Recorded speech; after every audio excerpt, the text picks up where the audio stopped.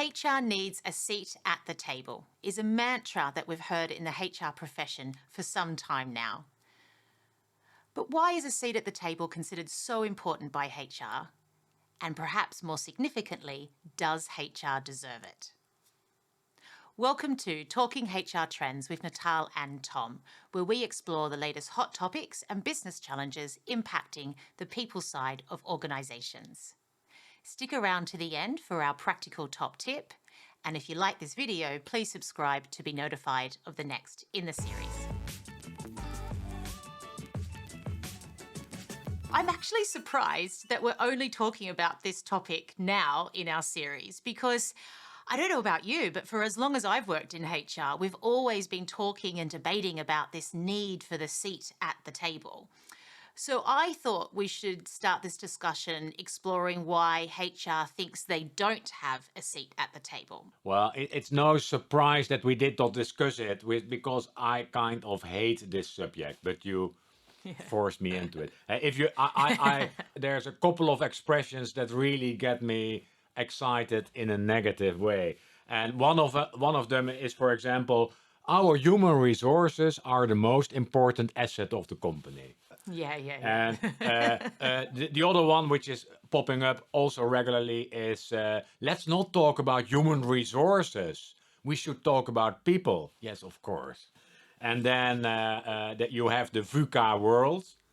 Still, many people in the presentation say, well, did you know that we live in the VUCA world? Oh, no, I didn't know it. I did. And then I will start. And then there is, the most important thing is purpose. I always talk about purpose. So I hate this subject, and seat at the table is number one on that list. and so your question is, why do people always talk about that? I think probably because they feel they are not important enough, their influence is not big enough, and they think, if I get more status, because it's basically a status term, if I get more status, I will get more influence. And I think that's the wrong. And you can give people super titles, give them board memberships or whatever. That doesn't necessarily lead to more impact and more influence, I think. So there's something about here around, I think, HR feeling like they're not being recognized for the value that they bring to the business. And often it has linked to, yes, being wanting to be part of the executive, to be able to be seen as being a business partner in the strategy. But perhaps there's something more behind it, as you're saying, which is how do we actually demonstrate impact and how do we talk more about this? And then, naturally you have a seat at the table. So if we go to that, what's your thoughts, Tom? If HR does have this seat at the table, what would it practically look like on a day-to-day basis? I would also say let's get rid of this expression seat at the table, because that is still, that's very much connected to an old-fashioned view of organizations. That an organization is a pyramid, that there is a top of the pyramid. You need to be at the top of the pyramid to be influential, and at the top of the pyramid they constantly are at their table discussing important things. That is not the right view. So I think that let's get rid of that view, because organizations look differently today. You say your value is not recognized, but if you bring value and you deliver value in an organization, then it's recognized. Yeah, exactly. So I think that starts with, but that's a discussion we have had earlier around where to focus on as HR. So it has a lot to do with focusing on the most important organizational issues. What are those issues, and how can we, from an HR perspective, contribute?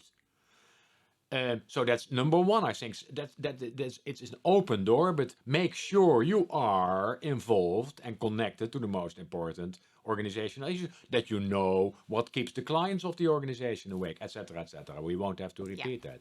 The second has to do with showing the value. So it has also a lot to do, we'll discuss that, with analytics, working evidence-based, working fact-based. Showing what is going on in the organization, and showing how with clever interventions you can change a trend or change other things in the organization. Yeah, definitely. So I think we should rephrase it as something like HR needs to have a place in the collaborative network of the business rather than a seat at the table. Maybe that's a nicer way to put it.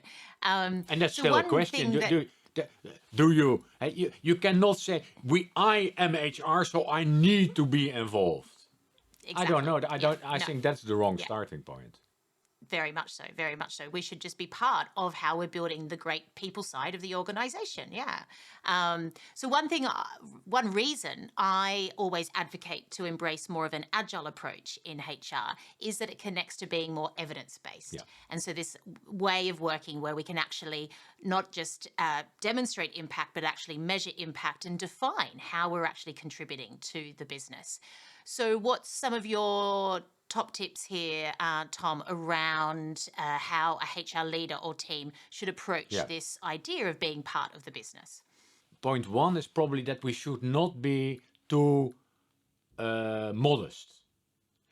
You also sense a modesty, or even a worse than modesty. So, is HR important? What is HR? I read the other day an article somewhere saying, well, HR is going to be obsolete in a couple of years. HR will Yes. disappear. Yeah? Well, I think the people who write that, they don't understand that HR, whether we call it HR or people, let's not get hung up on the name, but HR is a profession. And we should Yeah. not be too modest about it. HR is the profession around what drives people, what motivates people, how can we involve people in teams, and so what makes people tick, and how can we utilize the potential of people in organizations. So it's a profession, so we should not undersell ourselves. So I think that's one important element. And the other element is that we should not make things too big. Huh? We have also discussed that earlier. So, Yeah. no, it's the focus. So on the one side, it's a double message. You should be not too modest. On the other side, you should be modest. And well, Yeah. Yeah. yeah, No, but I like the messages. I think what I'm going to take away from that is definitely into our practical tip for the But day can I add around. one Yeah. thing before the Yeah, practical for there? sure. It has also a lot to do with the skills of the HR people. Yeah. So on Definitely. the one side, it's the profession. You should be a master of your profession, but it's also it helps to be independent and Yeah. not too submissive, or Yes. Yeah. with your head in your Definitely. hand. So Yeah. independent, and then it has a lot to do with influence and communication skills. Are you able to bring your knowledge and your experience across? Even if you have Yeah. the perfect data, you have to be able to get your messages across. Yeah. And it's To that's communicate that and data. often Yeah. you see that also there sometimes are problems because we talk too much in HR language, Definitely. and maybe not enough in an organizational business language. So Yeah. it helps to look at what are the skills we need, and that's a broad set of skills, and that Yeah. makes the profession not the easiest profession in the world. Let's draw on that, particularly what you've just mentioned there about moving away from HR language and start embracing business language. And I think that should be our top tip or our practical tip for the session. So, to have a seat at the table, let's start speaking in business language and let's start defining the value of any project or initiative that we approach. And I would suggest that you define the value in three areas. First, the business bottom line. Second, the value to the end customer of the organization. And third, the value to the employee. If you set that out at the start and then you start to measure that and demonstrate that, you will start to speak in a language that will resonate with your business partners, the other parts of the collaborative network, and you'll naturally have a seat at the table. Thanks for your time today, Tom. Great to talk to you. If you like this video, please subscribe to be notified of the next in the series. This is Talking HR Trends with Natal and Tom. Thanks for your time today.